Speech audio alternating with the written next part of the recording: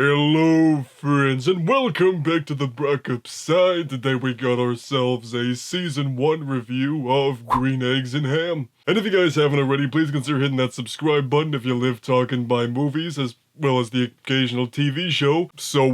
yeah, this is the latest Dr. Seuss property to be turned into a modern animation type thing, and, yeah, so I was actually kind of looking forward to this show because, you know, being a Dr. Seuss fan like a lot of us out there are, I was definitely intrigued by this particular incarnation of a Dr. Seuss book because it's not going to be a big budget 3D animated feature film. You know, it was going to be a 13 episode 2D animated show on Netflix, so that gave me quite a bit of hope for the show. And then the cast itself actually looked pretty promising, so when it finally came out on Friday, I watched through the entire thing, and yeah, I gotta say, it was actually pretty enjoyable. So you got Michael Douglas as Guy Amai, the grumpy dude who doesn't want to try the green eggs and ham, and then you got Adam Levine as Sam I Am, who wants him to try the green eggs and ham, so he's the positive one. Michael Douglas is the negative one, so they got that instant comic foil there, and I think these guys actually do a pretty good job to bringing these characters to life in animation form, you know. So really, their pairing was just really good, and I thought they had really great chemistry together, even though it was just in animation form, and chances are they didn't even record their dialogue in the same room together, because that's typically how a lot of animated shows work. And then on top of all that, you got Keegan-Michael Key as the narrator, which Keegan-Michael Key just makes everything better. He's got this really fun narration throughout, breaking the fourth wall a lot, so he was a nice addition to the show as well. And as I mentioned at the beginning of the video, I really enjoy the animation style here. It's this really nice hand-drawn looking 2D animation, which just makes it look like the book sprung to life in front of your eyes like that, which I think is really nice. You know, I'm not completely against the 3D animation style of some of the latest Dr. Seuss movies, but just finally bringing it back to this 2D style I think was very necessary, and I think it just looks even better than it was if it was 3D animated. And some way, somehow, they managed to take this very teeny tiny kids book and stretch out amongst 13 25-minute long episodes without feeling like they're just completely stretched for time just trying to make up a bunch of crap, you know, because the whole plot basically surrounds Sam I Am and Guy Amai trying to help this endangered creature, you know, not fall into the wrong hands and things like that. And then along the way there's lots of green eggs and ham to be had. You know, Sam I Am just keeps constantly trying to make Guy Amai try him. He's like, I will not do it in a location that is prevalent to where we are now, sir. So then all these moments where Guy Amai just keeps refusing to try the green eggs in these various locations with these various characters, it then all just kind of builds up later on, and then he just recites the book out, which I actually thought that was kind of cool how they did that, you know, taking this very basic concept from the book and just stretching it out to a way that leads to a nice, satisfying build-up, and then when he eventually does try the green eggs and ham, oh, sorry, spoilers, and then when he does it, it feels like a nice earned moment, which I thought was really cool. And I'm gonna be completely honest with you here, after seeing those cartoony 2D animated green eggs and ham so many times, I started to have a Krabby Patty type incident where I just kept staring at the screen and was like,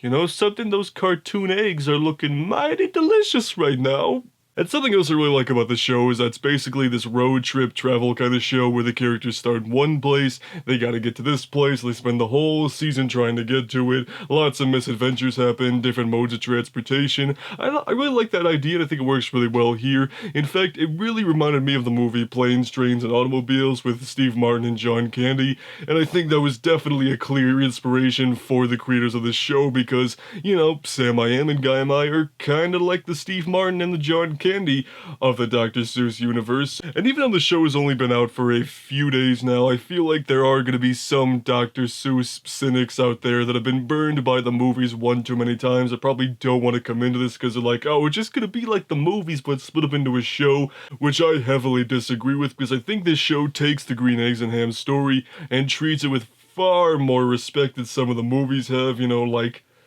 the Lorax. You know, it has a relatively timeless feel, but there are a few little modern pop culture references out there, you know, like veganism and a few other things here and there, but it's not overwhelming to the point that's like, this is just a product of 2019, so it's very much not like the Lorax where it's just trying to cram as many outdated pop culture references and trying to overly modernize things, and it takes the plot very seriously. It's got a little bit of lowbrow humor in there, but for the most part, it's just a nice enjoyable, kind of heartwarming family show where I think if you are a fan of Dr. Seuss and you like some of the animated specials on TV, I think if you want to give Dr. Seuss adaptations a chance again, I would definitely start here with this show because I think it takes what's good about the book, expands upon it, treats it with respect, and gives us something pretty good. So yeah, overall I had a really good time with this show, and of course I do end the season trying to set up another season, which I think if they do come back for a season 2 I would be on board for that, but I also think this shows that this format of, a 25-minute long Netflix show split in a few episodes, I feel like that can work for even more Dr. Seuss properties. There are several books that haven't been done yet, even some of the ones that have been done before I feel like they could do again, like maybe get a Horton Hears a Who Netflix show or something, although the one Dr. Seuss book I'm still waiting for them to give an adaptation for is the Foot book, and that's only because that's the first book I ever learned how to read as a kid, so the book made me learn how to read, so maybe the show can make me learn to love again. So, those are my thoughts on Green Eggs and Ham, and again, if you guys haven't already, please consider hitting that subscribe button if you live talking by movies, as well as Netflix shows. But anyway, so, if you guys haven't seen Dr. Seuss's Green Eggs and Ham yet, it's on Netflix right now, but if you have seen the show, then type that down below, and we'll see you on the Brockopp side.